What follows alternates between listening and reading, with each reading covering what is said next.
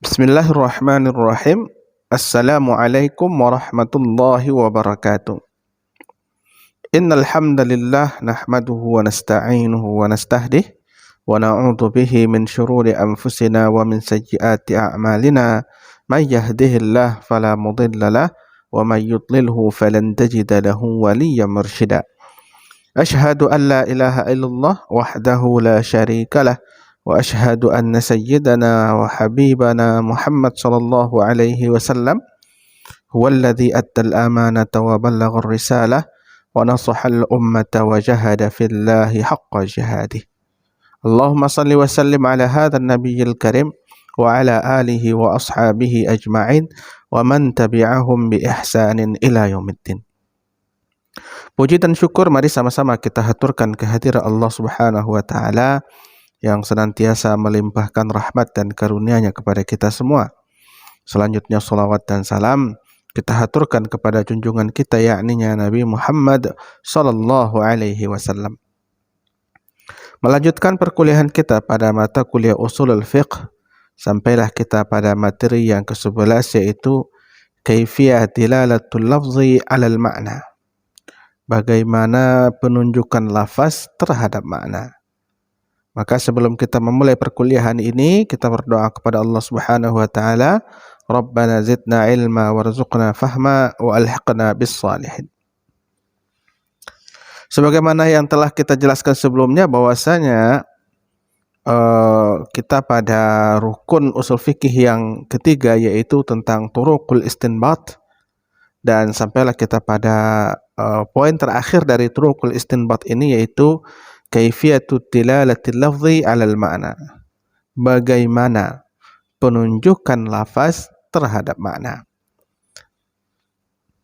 Kita ketahui di sini bahwasanya sebuah lafaz itu menunjukkan kepada makna bisa cara dengan lafziyah, dengan redaksi lafaz itu sendiri, atau dilalatu ghairu lafziyah, atau di luar dari redaksi bahasa atau teks itu sendiri.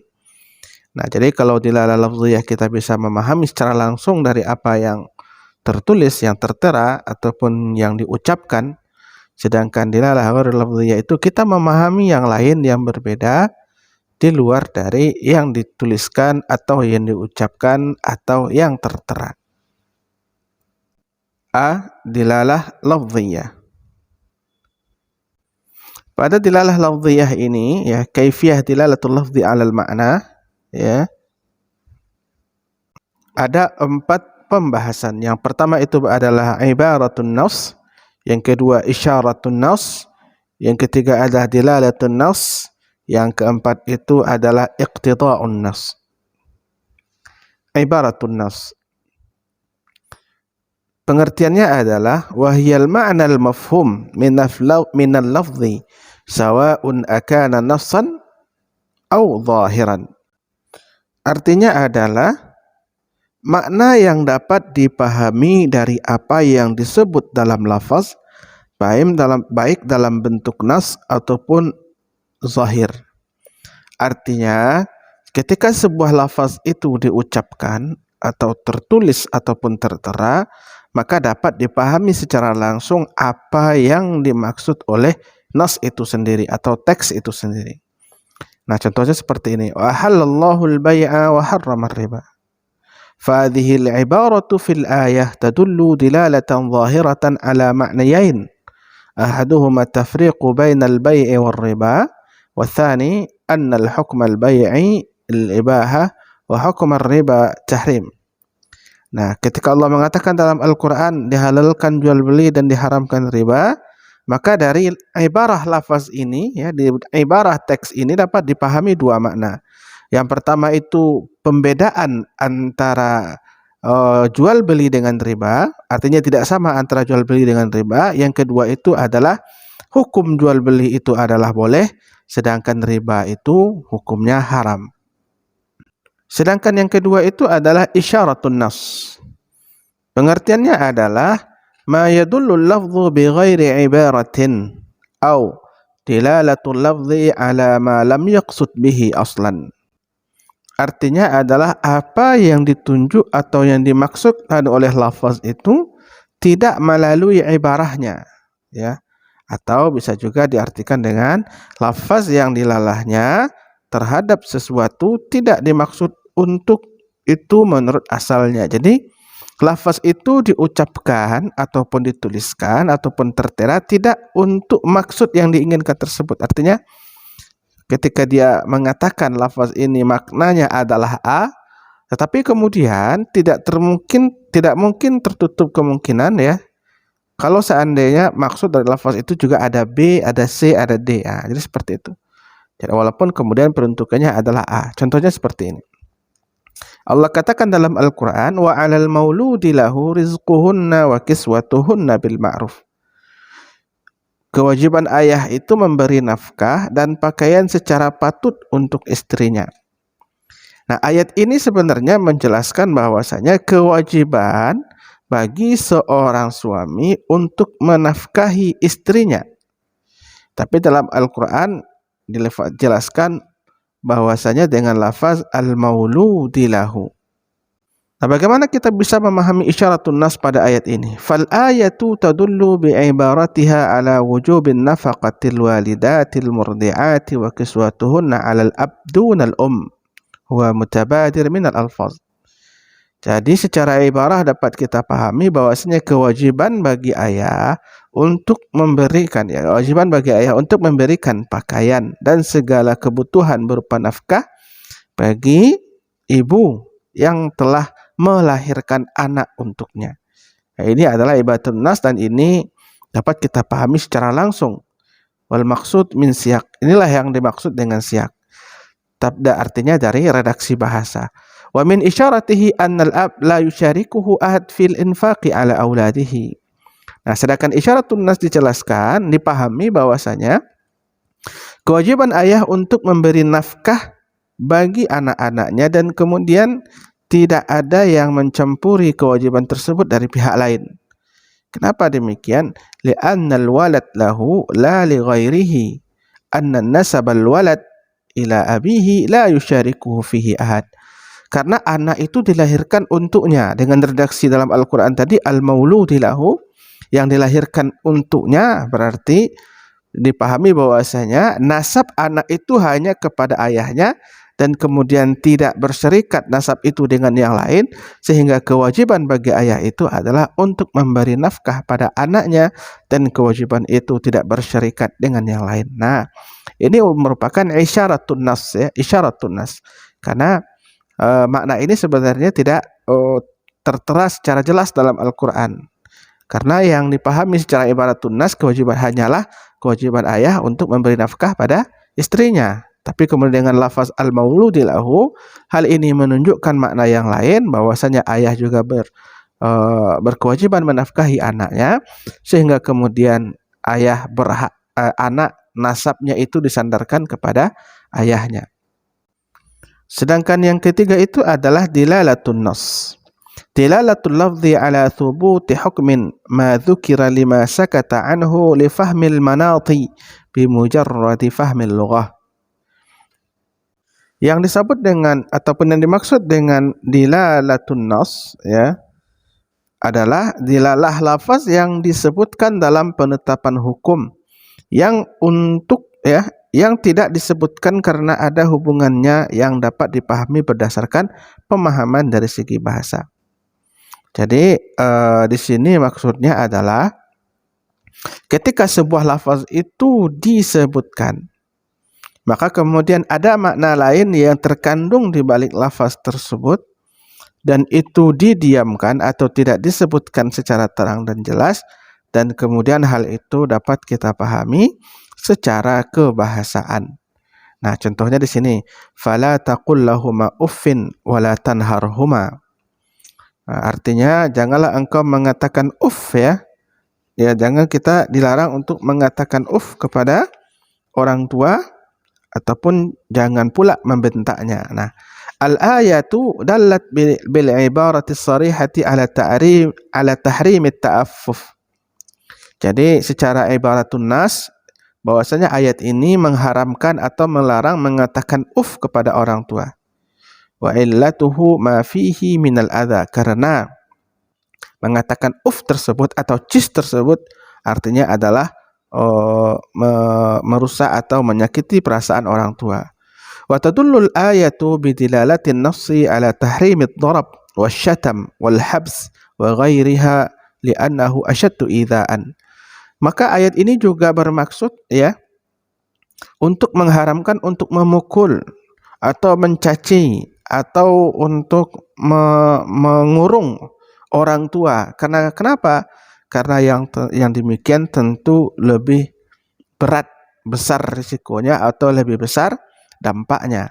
Mengatakan cis saja dilarang, apalagi kemudian memukulnya ataupun mencacinya ataupun kemudian mengurungnya. Ini dapat dipahami secara dilalatun nas ya, bahwasanya hal ini berkesesuaian. Dan itu dapat dipahami secara kebahasaan saja ya. Saja dilarang, apalagi sesuatu yang lebih berat dari itu. Maka ini namanya dilalatun nas. Sedangkan yang keempat itu adalah iqtida'un nas. Pengertiannya adalah dilalatul lafzi ala maskutin anhu yatawaqqaf sidqul kalami alaihi. Penunjukan lafaz kepada sesuatu yang tidak disebutkan, yang kebenarannya tergantung kepada yang tidak tersebut itu. Nah, contohnya di sini ya, ketika Allah mengharamkan bangkai, darah dan juga daging babi. Hurrimat alaikumul maitatu waddamu walahmul khinzir. Diharamkan bagi kalian itu bangkai, darah dan kemudian daging babi. Maka di sini dapat dipahami berdasarkan iqtida'un nas ya, maksud diharamkan itu apa sebenarnya? Maka maknanya itu adalah akluha wal intifa'u biha. Ya, memakannya dan juga memanfaatkannya. Karena pada hakikatnya bangkai, darah ataupun daging babi itu tidaklah kemudian menjadi haram ya, kecuali kalau kita memakannya itu baru haram, ataupun al-intifa'u bihi atau menggunakannya, memanfaatkannya baru haram. Tapi kalau seandainya babi di rimba, babi dimanapun, maka itu tidaklah haram, tidak ada hubungannya dengan kita. Baru ketika kita makannya ataupun kemudian memanfaatkannya atau menggunakannya untuk sesuatu yang kita butuhkan dalam kehidupan, itulah yang dimaksud dengan haram. Jadi Allah mengharamkan itu maksudnya adalah melarang untuk memakannya ataupun untuk memanfaatkannya. Bukan artinya adalah babi di hutan kita di sini kemudian haram. Bukan seperti itu. Li'anna dzat la yata'allaqu biha tahrim, karena zat ya, babi itu sendiri, bangkai itu sendiri, darah itu sendiri tidak ada kaitannya dengan haram. Innama yata'allaqu tahrim bi fi'lil mukallaf. Lalu kemudian menjadi haram itu ketika berkaitan dengan perbuatan mukallaf, perbuatan manusia. Fayaqdiru muqtada fin nas fi kulli nassin bima yunasibuhu wa yakunu taqdiran thabitan bi tariqil iqtida. Maka dapat dipahami, ditakdirkanlah di sini pada setiap nas yang berkesesuaian dengannya, dan ketetapan itu merupakan ketetapan yang sabit bitariqil iqtida, yaitu tetap dengan cara makna yang dikandungnya itu ditetapkan dengan cara iqtida'un nas. Jadi seperti dalam ayat lain juga dikatakan was'alil qaryah ya. Ketika Allah mengatakan tanyalah kampung itu, maka mungkinkah kita bertanya kepada kampung? Tentu tidak mungkin ya. Karena kampung itu benda mati, sesuatu yang tidak bisa menjawab pertanyaan. Maka maksud dari iqtida'un nas itu adalah di sini tanyalah was'al ahlal qaryah, tanyalah penduduk kampung. Nah, kalau penduduk kampung baru kemudian mereka bisa menjawab pertanyaan tersebut. B. Dilalah ghairu lafziyah.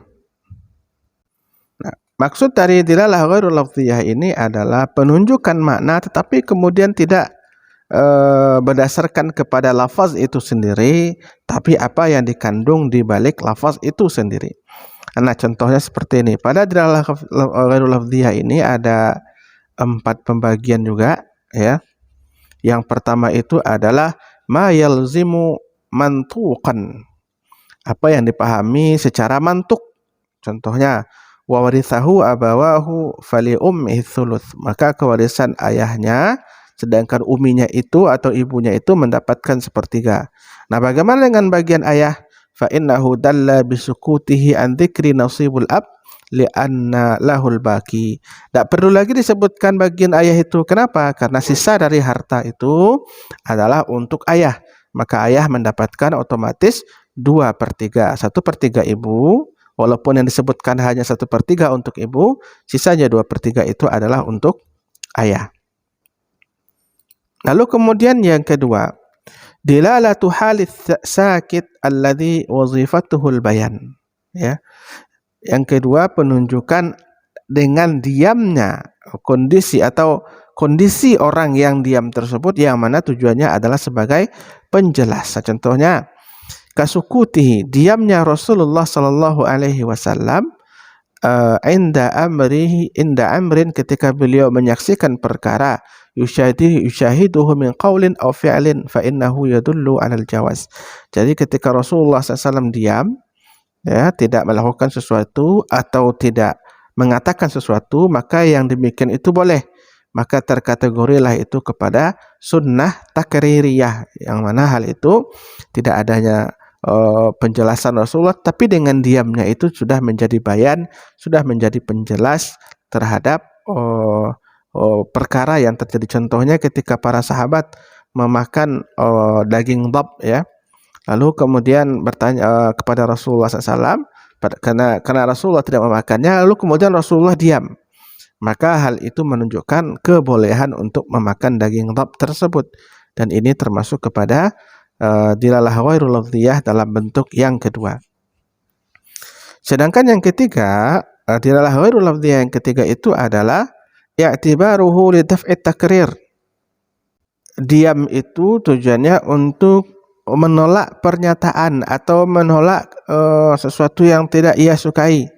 Contohnya, dilalatus sukutil maula inda ru'yati 'abdihi yabi'u anin nahyi an 'alal idzin. Diamnya seorang tuan ketika dia melihat budaknya membeli sesuatu yang tidak ia inginkan. Sama dengan kita mungkin teman kita, ya, membeli sesuatu yang tidak kita inginkan, lalu kita diam.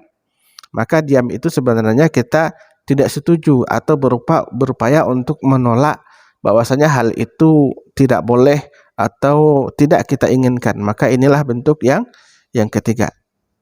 Sedangkan yang keempat, thabitut daruratat tawli fima tu'urifa. Ya, sesuatu yang didiamkan, dan karena hal ini darurah atau hal ini karena untuk meringkas sesuatu yang panjang, dan ini sudah menjadi kebiasaan atau sesuatu yang sudah dikenal. Contohnya gini, mi'atu wa dirham au dinar au qafiz. Kita menyebutnya dalam uang biasanya gitu, ya, 101 dirham atau 101 dinar atau 101 qafiz. Maka fasukutu anil mumayyizi hazihi urfan yadullu ala annahu min jinsin ma utifa alaiha. Seharusnya kita menyebutnya itu 100 dirham dan 1 dirham, atau 100 dinar dan 1 dinar, atau 100 qafiz atau dan 1 qafiz. Tapi kemudian dihilangkanlah dirham pada kata yang pertama, dinar pada kata yang pertama, dan qafiz kata pada yang pertama. Dari 100 dirham dan 1 dirham menjadi 101 dirham. Maka sukut ini, didiamkannya ini merupakan sesuatu yang sesuatu yang dilakukan oleh masyarakat Arab, atau mungkin kita juga tujuannya adalah untuk meringkas perkataan, dan itu sudah menjadi hal yang dimaklumi di tengah masyarakat. Jadi nggak perlu berpanjang-panjang lagi, ya. Jadi seperti itu. Inilah penjelasan saya terkait materi kita yang ke-11 ini, yaitu tentang bagaimana, ya, cara lafaz, cara lafaz memberikan makna, menunjukkan terhadap makna, atau kaifiyah dilalatul lafzi 'alal makna. Maka mudah-mudahan bermanfaat bagi kita semua, dan silakan Anda kembangkan kembangkan materi ini dengan bacaan-bacaan yang dapat meningkatkan pemahaman Anda semuanya. Aqulu qawli hadza astaghfirullah li wa lakum. Assalamualaikum warahmatullahi wabarakatuh.